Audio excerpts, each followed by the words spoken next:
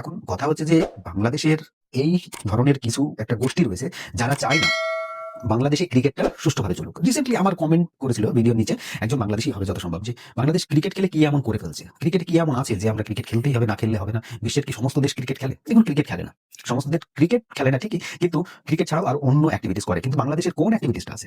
বাংলাদেশ কোনটা করছে all over the world এর মধ্যে, যেটা ন্যাশনালি বাংলাদেশকে চেনা যায়? একমাত্র ক্রিকেটটাই আছে যাতে বাংলাদেশকে একটু চেনা যাচ্ছে।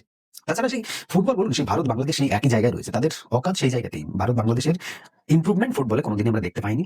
যখন ছিল ছিল ভারতের, এখন কিন্তু সেটা হয় না। তো দেখুন, এই বাংলাদেশ একমাত্র ক্রিকেটেই একটু নাম কামিয়েছিল সারা বিশ্বে, আর সেটাও এখন আস্তে আস্তে ধসে চলেছে। আমার একটা ভিডিও আমার কাছে এসেছিল, সেটা হচ্ছে নট আউট নোমান, আমি দেখছিলাম। নোমান ভাই তিনি একটা কথা বলেছিলেন যে বাংলাদেশের বেশ কিছু সংখ্যক মানুষ রয়েছে যারা চায় না বর্তমানে ক্রিকেটটা বাংলাদেশে থাকুক।